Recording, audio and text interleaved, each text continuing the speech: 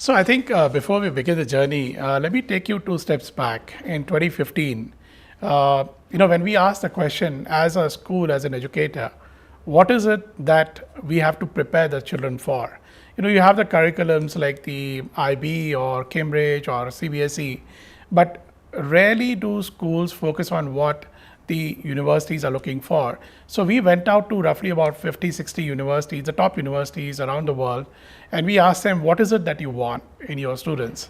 Similarly, we went to many of the industry leaders and we said, share with us what kind of, students do you want us to prepare for? Because, one of the things we said that we should have a framework to prepare something called School of the Future, which will eventually prepare our children for the future and to work in the future, be employed or do business. So we went back to our teams and we said, look, the universities are asking for certain things. They want evidence of things which is other than the curriculum, other than the academics. They want evidence in fine arts. They want evidence in creativity. They want evidence in entrepreneurship. And when we talk about evidence, we talk about tangible projects these children have done in the schools. So we said, okay, let's bring up that framework. And on the other side, we spoke to the industry leaders who gave us a lot of valuable ideas in terms of skills that are required. So for example, there are skills like values and ethics. There are skills like digital design or graphic design. And some of these things really fell into a place where we created the whole thing called a 21st century school for School of the Future. And when we looked at the various university requirements, one of the things they said is that we want to have a holistic or all-round development. So we said, okay, let's do a couple of things which we are very good in. Let's first define and articulate what is that holistic education, and which we put up a framework called 9 GEMS. And then we said, let's add data analytics to it, because we should be able to then read very clearly how the progress is happening in 9 GEMS.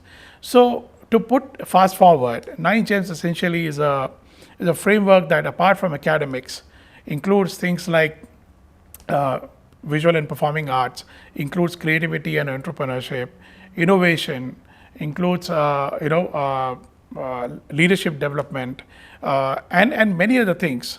So we said, and of course values and ethics. So we said, in the performing arts, what is it that would be the best program for our children, which will actually meet the requirements of the future? And we all know that music is one of those strongest elements of performing arts. So when we had this discussion and interactions with Mr. Shekhar, and he was very kind enough to spend the time, and I think some of his ideas really rallied with what we had on mind, which we felt were valuable to the students. And today, music is like oxygen to people. Music is like what gives them life, what allows them to survive through the cycle of life. And so we said, look, let's put the best program forward. Mr. Shekhar had some wonderful ideas, and I think this GIS Shekhar Ravjiani School of Music will really take that potential of music to the next bar, to the next level. And I think we are very pleased about it. The students are very excited about it.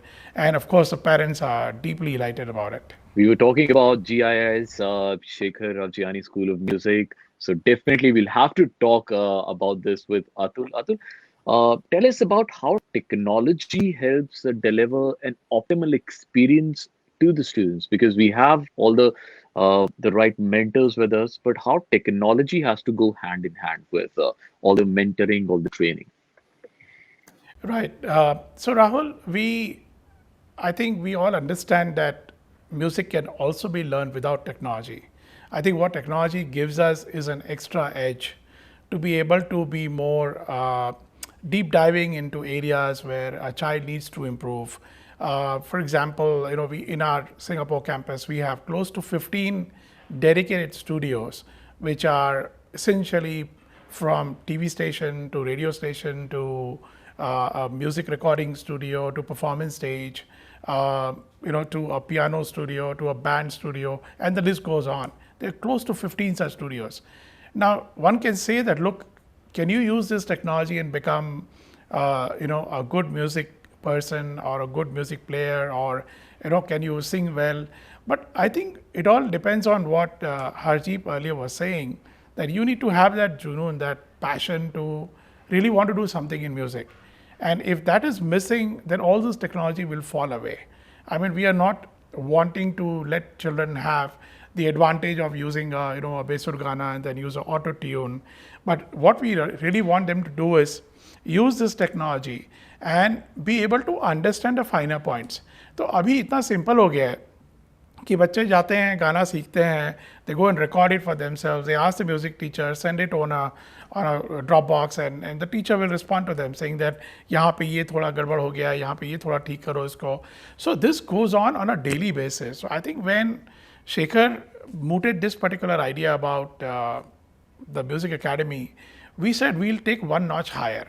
We said apart from this technology, we will introduce the first in the world to introduce data analytics for music.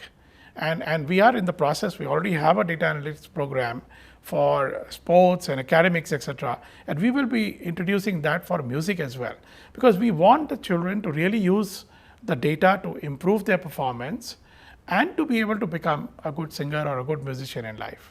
Students are extremely fortunate. It is probably the best time that they would be learning music. I mean, I've for whatever I have seen of Shekhar and the little interactions that we've had here, tells millions of stories about Shekhar. The fact that he genuinely believes. See, firstly, I mean, if we really wanted to make this into some sort of a mega idea, money churning idea, we could have done that very easily. But both of us said we will not want to make this into a commercial. We will totally make it non-profit. This will be a charitable venture for us. We would want to really bring out the best in these students and give them all the opportunities. So I'm really glad, and I think I feel the students are very fortunate that Shekhar is able to. And for the last 3 months, there is a lockdown, there is everything happening, but there are 35 students who are currently being mentored by Shekhar from across the world, all the way from Japan in Tokyo and Abu Dhabi in UAE, and they're all getting one-to-one mentorship. I mean, see, to learn from somebody is one thing, but to get Shekhar's time, from his valuable time, for which he can very easily use it for other things, he's able to spend one-to-one mentoring with every child, giving that child a space. It's not like I have a standard curriculum, I have a cookie cutter approach. आप आइए ये सीखिए और करिए. So I mean, we do that in schools, right? But he has taken a very unique approach. So combination of uniqueness, the personalized mentoring, to give the space and the speed. I mean, when we were asking Shekhar ki isko, what should be the duration or tenure of this course? And he said, just leave it open. I mean, where do you see such massive magnanimity in allowing the child to bloom and to really come up in the way the child can, to his potential, his or her potential. So I think that makes this program extremely unique, and I think the parents and the children are extremely fortunate. Just 2 days back, CBSE announced the results of the 12th board exams. Our Singapore school topper, he's a Singapore topper with close to 98% marks. He is one of the finest violin players.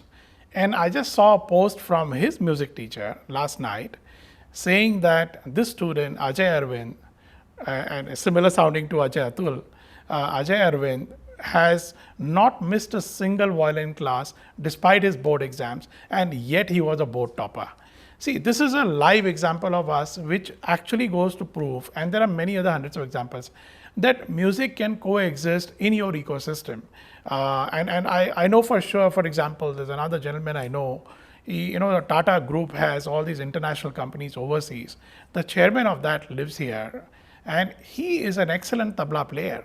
So, I mean, music is no correlation to, music only adds value to your life. Music will contribute a lot more in many ways and make your life more richer. How Shekhar is faring as a teacher? Is he like a very strict teacher in the classroom, or 10 on 10 on 10? I'll refrain from giving any marks, but I would say, in every school, let's say if we are in grade 10, one of your teachers, one of the 9 or 10 teachers would be an outstanding teacher. But I would say Shekhar probably, due credit to what he has done, is probably the most looked after and a sought after person, because when he does the master class, I mean, I've never seen people actually wanting to break into it and say, I really want to join in. And when he was there last, there were students who were desperate to get into the master class and said, मुझे join करना है, मुझे join करना है. Not because of Shekhar's star power, but basically because the kids who went around and they said, my God, this is awesome.